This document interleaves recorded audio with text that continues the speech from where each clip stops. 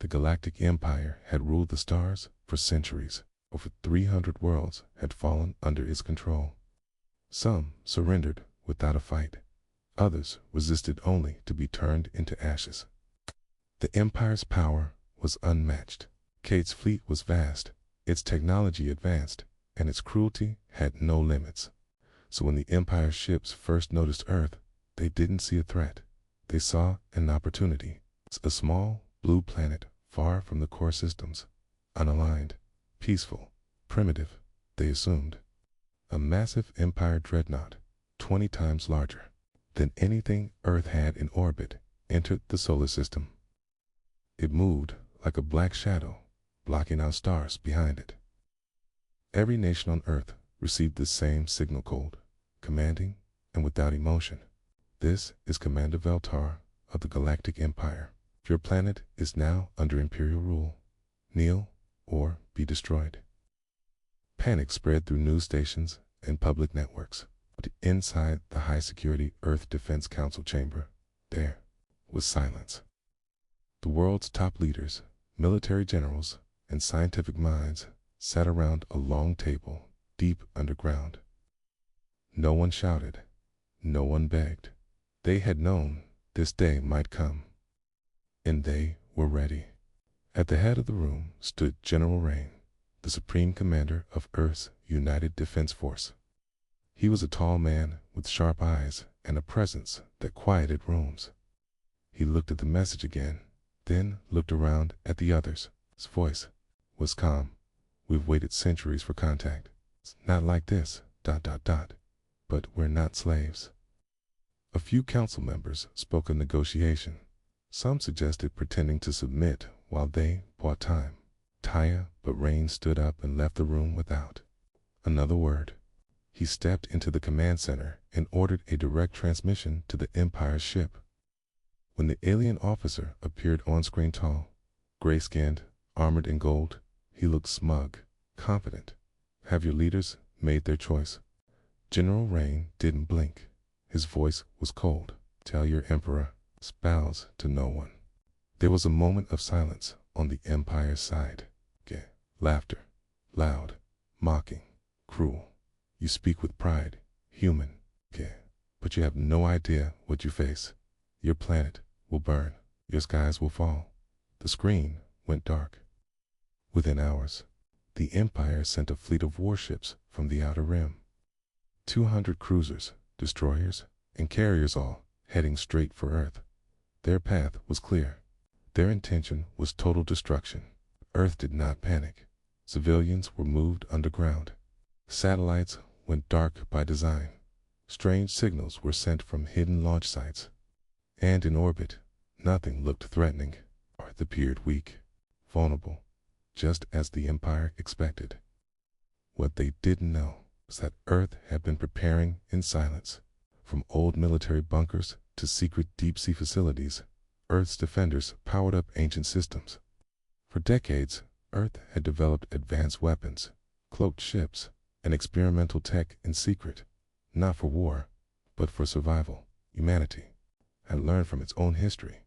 Never wait to be attacked. Always be ready. As the Empire's fleet moved closer, Earth's people watched the skies, not in fear, but in silence. In classrooms, children were taught about past wars. In underground cities, engineers readied launch codes. In the black void of space, something stirred. The first attack didn't come from Earth's surface. It came from the dark side of the moon. Hidden behind lunar rock, a stealth platform opened fire. A single beam of white-hot plasma tore through an Empire destroyer. The ship exploded before its crew could even scream. Then the silence broke. From Earth's orbit, dozens of cloaked war drones came online. Each one moved faster than the Empire's best fighters. They didn't give warnings. They didn't speak. They just destroyed. In under 7 minutes, the first wave of Empire ships was reduced to wreckage. Fire rained down in orbit. Its debris floated above the atmosphere like broken teeth. The Empire's command ship tried to retreat, but was caught in an energy net and crushed between 2 black satellites. It never made it out. Back in the Empire's command center, light years away, alarms blared. Reports came in confused, panicked, unbelievable. Earth has advanced plasma tech. Known drones, no heat signatures. Enemy losses, 95%. No one had expected this. Not from Earth, not from humans. The Empire had faced many enemies, but none like this. None that hid so well. None that struck so hard. The last transmission from the lead ship before it was destroyed was brief but clear. They were waiting for us. And, just like that, everything changed. The Empire had made a mistake. They thought Earth would kneel. Instead, Earth answered with fire. The space above Earth was filled with smoke and broken ships. The Empire's first attack had failed. Their fleet had been powerful, but not ready for what Earth had built in secret. The galaxy had always believed Earth was small, unimportant, but now that lie was broken, and the Empire was angry. Inside the Imperial War Tower on planet Valix, High Commander Veltar stood in front of a giant star map. Red lights flashed. Every alert said the same thing. Earth is hostile. Fleet destroyed. Officers whispered in fear. No one had seen such a loss in over 100 years. Veltar slammed his fist into the table. They're just humans. How did they do this? No one had an answer. He growled. Send the second fleet. No mercy this time. While the Empire prepared its revenge, Earth stayed quiet.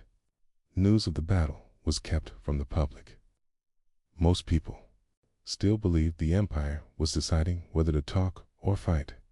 They didn't know Earth had already chosen.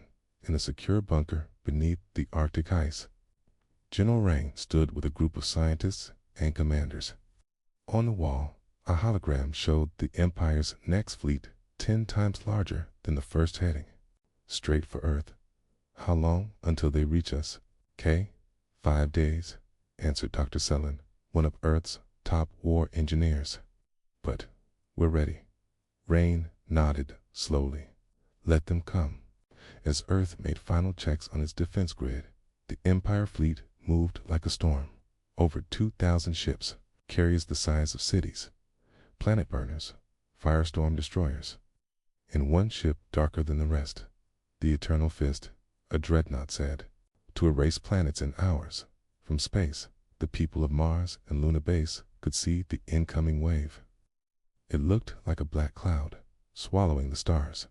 But still, Earth made no move to surrender. No white flags, no messages, no begging. The Empire ships entered Earth's orbit. They were met with silence. Where is their fleet? Veltar barked. Why aren't they fighting? But it was a trap. Suddenly, Earth's moon shifted. Parts of it opened giant metal doors, revealing hidden platforms. The moon wasn't just rock. It was a fortress. From the depths of its surface, massive cannons emerged, charged with energy not seen before in the galaxy. In one moment, the cannons fired. The sky lit up like a second sun. The Empire's lead ships were hit directly. Shields shattered. Metal melted. Pilots screamed. 5 ships were gone in seconds. Panic spread. Then Earth's sky exploded with movement. Hundreds of sleek, black ships rose from the oceans, from underground bases, from behind invisible shields. These weren't normal human crafts. They were faster, sharper, smarter, controlled partly by AI. They didn't wait for orders. They attacked like wolves. The Empire fired back. Missiles flew. Lasers cut through space. But Earth had prepared for this day for over a century. Their ships danced between beams. Their drones used enemy fire against them. One Empire cruiser was hit by its own missile turned midair by Earth's pulse wave in the chaos. One of Earth's captain's commander, Lex, led a strike team directly toward the Eternal Fist. It was suicide, many thought, but Lex was calm. The heart of the monster must be pierced, he said, as Earth's fleet kept the Empire busy. Lex's team moved in. Their ship, the Phantom Light, was coated in a new material invisible to most sensors. They slipped through the chaos, landed inside the dreadnought, and charged. What happened next became legend. Lex and his team fought hand to hand through enemy corridors. They carried no flags, no symbols. Just one message: Earth will not kneel. At the core of the dreadnought, they planted a bomb, small, glowing blue, humming like a heartbeat. Then they left without a word. Minutes later, the sky turned white. The Eternal Fist broke in half. A shockwave rippled through space, tossing ships like toys. Empire commanders screamed in fear. This couldn't be real, but it was. Earth had done the unthinkable. Back on the Empire's homeworld, silence fell in the command chambers. Every eye watched the same thing: a single human ship drifting through the wreckage.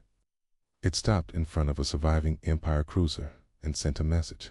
No threats, just one line: "This is Earth. We warned you." And then it vanished into the dark. For the first time in generations, the Empire tasted fear.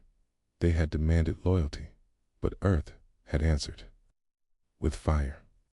The Empire had never suffered like this. Their most feared ship, the Eternal Fist, was gone. Their fleets were destroyed by a planet they had called weak.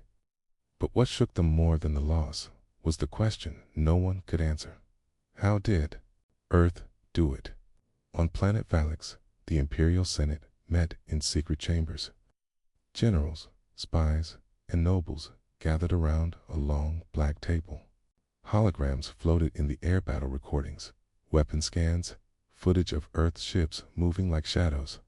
Senator stood up, face pale. "We underestimated them," he whispered.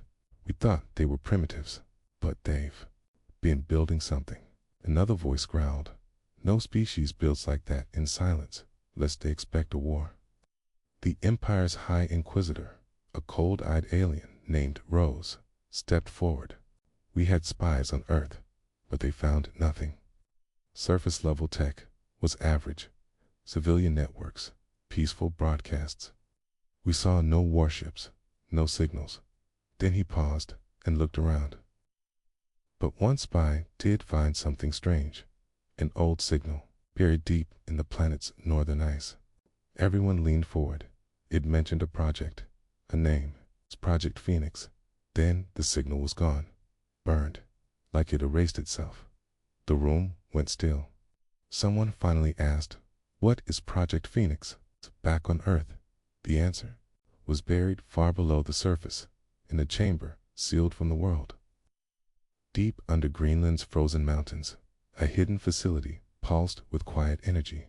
Red lights glowed, servers hummed. And on the central wall, the symbol of a phoenix, burned wings wide, rising from flames. Inside the chamber, General Rain stood with Dr. Sullen, watching old files play. Footage showed humans working day and night in underground bunkers. Dates in the corner read 2087. The video showed robots assembling weapons, ships being built in pieces, and scientists designing tech to advance for the surface world. "Why keep this hidden for so long?" Sally asked. Rain didn't blink. "Because we knew one day someone out there would come, okay? And they wouldn't come in peace." After Earth's early space exploration had revealed strange signals and destroyed alien probes drifting near Saturn, world leaders had met in secret. They agreed Earth was not alone, and if someone hostile ever came, they had to be ready, not with noise, but with silence. And so began Project Phoenix, a mission to hide Earth's true power, to build in shadows, to train in silence. While the world above focused on peace, underground cities were built for war. Children were trained in zero-gravity combat simulations. AI systems learned how to fly entire fleets without human help. Metals stronger than steel were created under oceans. And most important, Earth developed weapons that didn't exist anywhere else in the galaxy. Back then, people had called it madness. But now, those same weapons had saved Earth, and the Empire had no idea how deep the roots went. Elsewhere on Earth, in a desert base in old Nevada, another secret lab activated.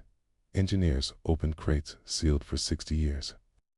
Inside were long, black devices, missile heads, not powered by explosives, but by gravity wells. Just one could crush a ship into itself. A pilot named Kira watched the weapons being loaded onto unmanned drones. "Are we really doing this?" she asked. Her commander nodded. "The Empire won't stop, so neither will we." But Earth wasn't planning only to defend. Quiet signal was sent to colonies on Mars, Titan, and Europa. Ships were launched not to stay near Earth, but to disappear, to hide near enemy systems, to wait. Back in the Empire's core worlds, fear spread like wildfire. Civilians whispered about Earth. Children had nightmares of black ships appearing from the dark. Even hardened generals avoided speaking the name. In the shadows of a palace hallway, the Emperor himself met with Froze, the High Inquisitor. "Can we destroy them?" the Emperor asked softly. Froze answered carefully, "Not without losing hundreds of worlds." "Then we must learn more," the Emperor said. "Send your best. Find out how they built all this. Find out what they're hiding." Little did he know, Earth was already watching. One of Earth's stealth probes, no bigger than a backpack, floated just outside the Empire's sensor range. It had already recorded meetings, fleet movements, and defense plans. The data had been sent home through silent bursts of light, unreadable to Empire tech. Inside Earth's command bunker, General Rain looked at the screen. "They're scared," he said. Dr. Sellen looked surprised. "So we've won." Rain shook his head. "No," he said. "They're scared, but desperate. And that's when enemies get dangerous." Outside, the night sky looked peaceful, but across the stars, war had just begun. Earth was no longer in hiding. The Empire could not hide its shame. 2 fleets had failed. Their strongest ship had been destroyed. A small planet Earth had made them look weak in front of the entire galaxy. Now, the Emperor himself gave a new order. No more warnings, no more chances. Erase them. From the deepest shipyards in the Empire's outer rim, massive war machines began to rise. These were not ordinary ships. They were called Star Reapers, designed only for destruction. Each one could crack a planet's crust. Behind them followed fuel ships, troop carriers, and firebombers. It was not an invasion fleet. It was a cleansing force inside the Empire's command tower. Inquisitor Rose stood beside Admiral Jox, reviewing the plan. "We won't strike their orbit this time," Jox said coldly. "We will strike the surface, burn their cities, kill their hope." Froze nodded. Earth taught the galaxy to resist. Cannot be allowed. Meanwhile, on Earth, leaders were not celebrating. General Rain stood in front of a digital map showing a terrifying red storm, a huge fleet heading straight for Earth. The quiet had ended. The real war was beginning. "How many ships?" Rain asked. "Over 5,000, Dr. Sellen replied. Biggest fleet ever." Rain didn't blink. "Then we hit harder." Earth's people still didn't know the truth. Most believed the Empire might send one more fleet, but they didn't know it was an army made to end them. In deep bunkers and sky hangars, Earth's defenders prepared in silence. Factories that had once built satellites now made rail cannons. Robots painted ships black. Pilots trained for zero gravity. Ambushes. No one asked, "What if we lose?" They only asked, "Are we ready?" On Mars Base 9, Commander Lex stood on the edge of a launch pad, watching 5 stealth ships rise. These weren't ordinary ships. Each was armed with EMP bombs that could blind a whole fleet. "These are our ghosts," Lex said. They'll kill before the Empire knows they're there. The same time, deep in Earth's orbit, Project Seraphim was finally activated. It was Earth's most secret weapon. A giant station that had never been seen, never recorded, hidden between folded layers of space. It didn't look like a weapon, but it was one. Inside, it were hundreds of drones controlled by AI minds smarter than any human. And above all of it was a spear, a silver beam weapon that could split a ship in half from 1,000,000 miles away. When the Empire's fleet entered the solar system, they didn't speak. No broadcast, no warning. They simply moved into attack positions. Weapons locked onto major Earth cities: New York, Beijing, Cairo, Nairobi, Sao Paulo. But Earth didn't wait this time. As the first Empire cruiser entered Earth's orbit, it was hit by a mine. Not a normal one, but a gravity bomb. The ship twisted in space, metal screaming, before it broke apart. Down was the signal from behind the moon. Earth's strike fleet launched. Invisible ships fired lasers that didn't glow. Missiles exploded. Without fire, just pure light. The Empire's sensors went blind. Their communication failed. Ships turned on each other, lost and confused. One Star Reaper fired at its own escort, mistaking it for Earth's ship. Then, from space itself, the spear activated. A silver beam cut through 5 Empire destroyers in one pass. They exploded in silence, their crews never seeing the end coming. The rest of the Empire's armada turned toward the weapon's location, but by then it had already moved.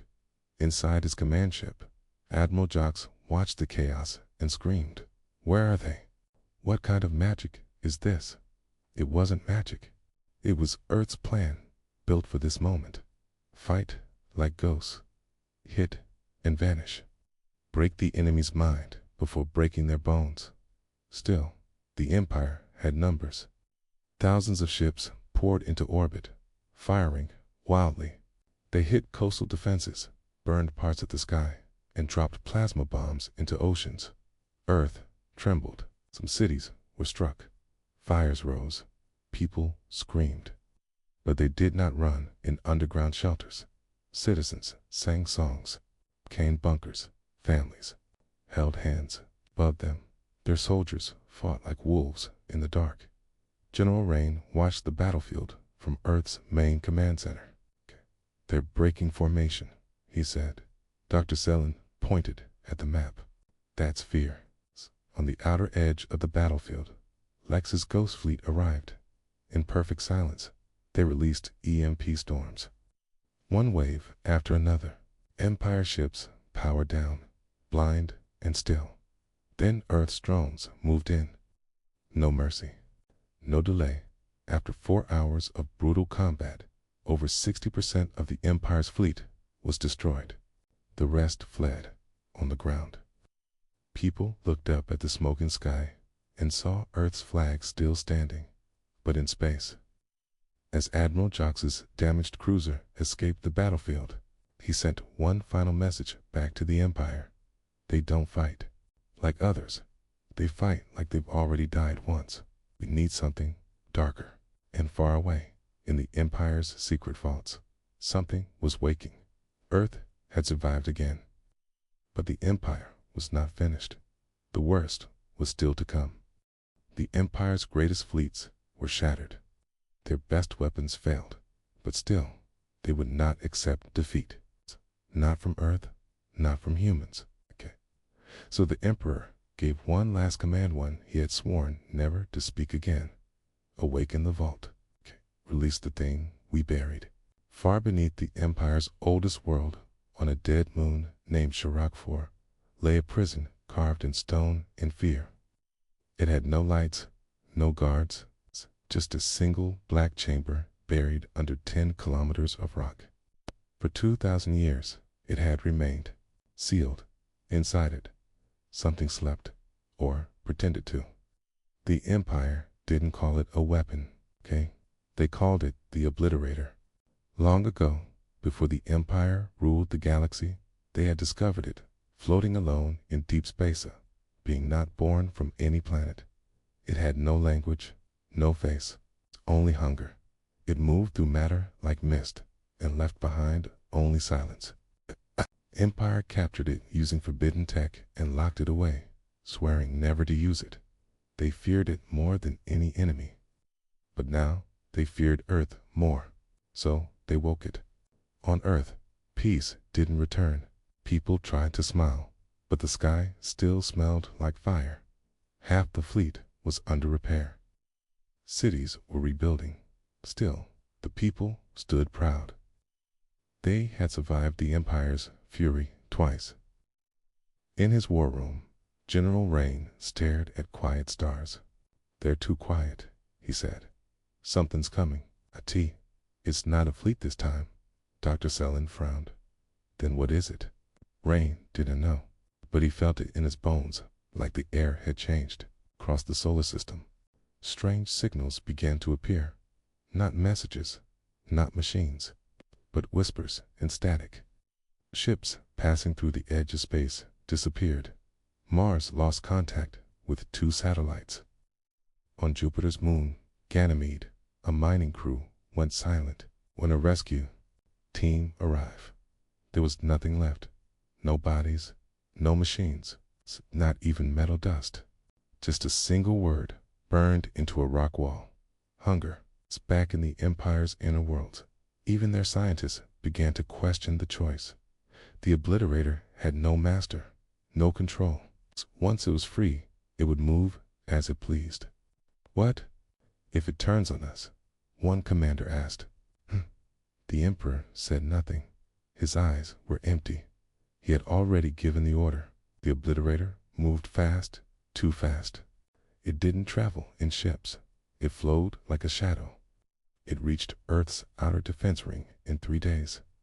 The first outpost it touched vanished. No alarms, no explosions, just silence. Earth's scanners couldn't track it. AI couldn't see it. Pilots flew near the region and vanished. Some ships came back, empty. The metal melted. No life signs inside, just cold. Panic spread through Earth's high command. "This isn't a weapon," Selin said. "It's something else. Something that doesn't belong in this universe." Rain stood still. "Then we find a way to end it." Project Phoenix's final files were opened. Hidden documents from 80 years ago revealed something shocking. Humans had seen something like this before. Long ago, during deep space testing, a probe had captured images of a dark mist eating an asteroid field. That probe sent back only one message before it was lost. "It isn't made of matter. It's the absence of it." Earth had buried the file, but now they needed it. Dr. Selin pulled up the final protocol. It was labeled Hell Code, Starfire. "What is it?" Rain asked. "A last resort," she said. "Not a weapon, a collapse." Earth had designed a weapon not to kill but to open a tear in space itself. A hole that would drag everything nearby into nothing. It could only be used once, and it would destroy whatever was nearby, including Earth's own ships. Rain didn't hesitate. Prepare it. Meanwhile, the Obliterator reached the edge of Earth's moon. Satellites melted. Defense stations flickered out. Drones sent to intercept simply vanished. It was moving toward Earth's low, patient, like a predator that knew it couldn't be stopped. Then it paused. In space, silence reigned. But deep within the Obliterator, something noticed the trap. Earth had launched a ship, a small one, empty, just a drone. But inside it, the Hell Code. The Obliterator touched the drone. In a blink, space tore open. The stars around it stretched like threads. Light bent. Time cracked. A vortex appeared to pure white in the center, black at the edges. The scream of gravity filled the void, and the Obliterator was pulled in. It resisted. Scanners picked up strange frequencies, like howls made of fear. But the pull was too strong, and in the end, It vanished. The tears sealed shut. Silence returned. Earth had survived again, but barely. General Rain looked up at the stars. "We stopped it," he said. Dr. Sellen shook her head slowly. "We stopped one thing, but the Empire still breathes." Far across the galaxy, the Emperor stood on his throne balcony, watching the void above his world. "Hey," whispered. "Day, destroyed the Obliterator." Dandy turned and gave his final order. "Call the Elders." The war was not over. Earth had survived the darkness, but now ancient powers were waking. The stars were calm again, but peace was a lie. Earth's leaders hoped the danger was over. The Obliterator was gone. The Empire had gone quiet. But General Rain didn't believe in silence, not from enemies like these. And he was right, because far away, deeper than the Empire's core, the true power behind the throne was waking. They were not soldiers. They were not politicians. They were older than the Empire itself. They were called the Elders. Only the Emperor had ever seen them. Even his generals didn't know where they lived. Some believed they were dead. Others thought they were myths. But the truth was worse. They had been sleeping, and now Earth had made them open their eyes. The signal was sent from the Emperor's throne room. It wasn't a voice or code. It was a pulse, cold, heavy, ancient. It traveled through hidden wormholes and vanished stars, reaching a place called the Hollow Sectora Dead Space, filled with broken planets and crushed moons. There, deep inside, a planet split in half. The Elders stirred. 3 of them, no names, no faces, only thoughts and whispers. "The humans have fire," one said. "But fire dies," said another. "We will show them what darkness truly means." Back on Earth, strange things started to happen. Sky sensors picked up stars blinking, out vanishing, one by one. It's like candles being blown out in a cave. Satellites captured images of shapes moving between galaxies, too big to be ships, too slow to be asteroids. Dr. Sellen watched the data with growing fear. "These aren't fleets," she said. "These are something else." In the war room, Rain studied the footage. He watched stars disappear in perfect patterns, forming strange symbols. Warnings, messages written across the galaxy. "We're being hunted," he whispered. "Not by ships, by gods." Meanwhile, across the Empire, fear spread. The Elders had returned, but they weren't there to help. They didn't care about thrones or armies. They only cared about balance, and Earth had broken it. Whole Empire cities began to fall silent. Communications died. Planets froze, not because of war, but because the Elders passed over them and took all light and heat away. The Emperor called out to them, begged them for control, but the Elders did not answer. They had chosen a new target, Earth, high above Earth, hidden in low orbit. Project Seraphim's station picked up something strange, space-bending, rippling like water. No sound, no source, just pure pressure.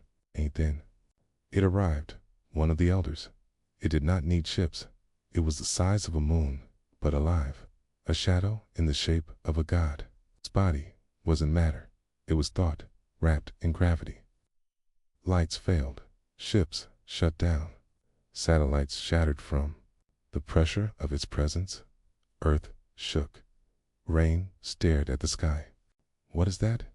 Dr. Sellen's voice trembled. "It's not a creature. It's a will, a force." Panic hit Earth. People ran to shelters. Military teams activated every defense system. Every ship, every drone, every cannon was pointed at the sky. But when they fired, nothing happened. The beams passed through the Elder like it wasn't there. And then it spoke, not with words, but with pressure pushing into the minds of every human on Earth. A message. "You were supposed to. Neil, you were supposed to die. Now, you will forget what light is." All around the world, the sun dimmed. Power grids failed. Heat vanished. Plants withered. Oceans began to freeze. Earth was being swallowed by cold darkness. But even in that moment, humans did not kneel in a hidden mountain bunker. Rain stood before Earth's last plan, Project Inferno. It wasn't a ship. It wasn't a weapon. It was a sacrifice, a fusion of AI, dark energy, and human memory. A signal designed to burn through space itself, not to kill the Elder, but to make it remember. Pain? We can only use it once, Selen said, and it will take everything with its half. Our systems, our skies, maybe our orbit. Rain didn't blink. Then fire it. The heart of the bunker. A countdown began. 10 seconds. Outside, the Elder lowered itself toward Earth 9. Its shadow covered half the planet. 8 people everywhere looked up, not with fear, but with fire in their eyes. 7 Taiwanese held hands. 6 Thai pilots saluted the sky. 5 2 children whispered, "Okay, we are not afraid." 4. The Elder stopped moving. 3. It felt something it had never felt before. Resistance. 2. Rain whispered, "This is for everyone you took." 1. Project Inferno fired. A column of light, not hot, but bright enough to erase shadow burst from the planet's core. It struck the Elder's form with force, not of fire or tech, but of memory, pain, will. The Elder screamed and vanished. The sun returned. Earth survived again. But the sky still held one truth. There were 2 more Elders, and they were watching. The Elder was gone, but Earth had no time to celebrate. The sun returned. The sky cleared. Lights came back, but deep in the stars, 2 shadows moved. The last of the Elders were awake now.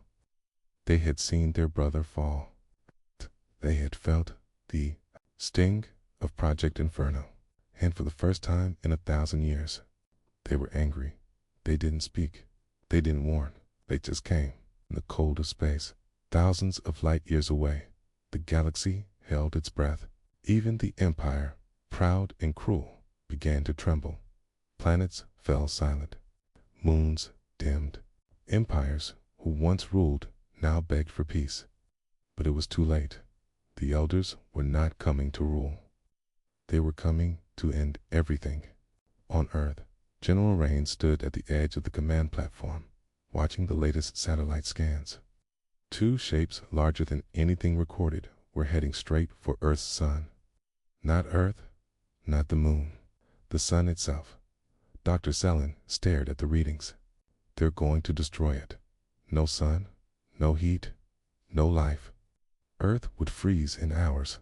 All ships, all defense plans, they wouldn't matter. There would be no war, just extinction. We have nothing that can stop them, a young officer said, his voice shaking. Rain didn't answer. He looked up at the digital sky, quiet for a moment. Then he spoke. "We don't need to stop them." Everyone turned, continued. "We just need to reach them one final time." The room went silent. Dr. Selen frowned. "You're not thinking of Yes," Rain said. "It's Project Origin." Project Origin was Earth's oldest secret, built before the wars, before first contact with aliens. It was a capsule, not a weapon, a seed. Inside it, Earth's entire memory, languages, art, science, war, love, human pain, human dreams, everything. And at its heart, one human mind, uploaded, alive and willing to die. The mission, not to attack, but to speak. "We send it into the heart of the sun," Rain said. "We show the Elders who we are, what we've survived, what we've become." "They'll destroy it," someone said. "They might," Selen said. "Or maybe they'll remember what it means to be alive." The Elders reached the sun's edge. A light bent around them. Space cracked. The sun began to darken, and Earth launched its final gift, a silver pod, smaller than a car, burning through space at impossible speed. It carried no weapons, just light, thought, humanity, Inside, the mind of Commander Ellen Quinn volunteered. Brave. Chosen. She had lived through war, lost family, fought in silence, and now her voice would speak for the whole planet. As the pod reached the edge of the sun, she opened her eyes. The elders saw her. They reached toward her, expecting fear. But Ellen didn't beg. She showed them memories of fire and frost, of hunger and hope. A boy laughing in the rain, a soldier holding a dying friend, a mother shielding her child, a farmer planting seeds after war. And then she spoke, not with sound, but with truth. You wanted us to kneel, but we stood. You brought fear, we brought fire. You tried to erase us, but now you know what we are. We are Earth. We are the storm that does not break. The elders paused. A day. Sun flickered. The shadows leaned in close enough to crush the capsule. But they didn't, because in Ellen's voice they felt something ancient. Not hate, not pride, but survival. Something even the elders had forgotten. For one moment, all across Earth, the stars pulsed. Then the elders turned away. They did not speak. They did not explain. They simply vanished into the dark. Sun brightened. The scans cleared. Earth had survived. In the war room, no one moved. Then someone whispered, "Did we win?" Rain looked up, endured. Far across the galaxy, alien worlds began to rise again. Messages were sent, salutes broadcasted. Even the Empire, broken and humbled, sent a single word: respect. Commander Elon's pod never returned, but her name was carved into stone, into memory, into time itself. A statue was built in her honor, standing tall, with her hand raised to the stars. Under it, 6 words: Earth bows to no one, ever. Hand across the stars, in quiet corners of space, whispers grew louder. Of fear, but of hope, because the galaxy had seen Earth burn, still rise. It's the end.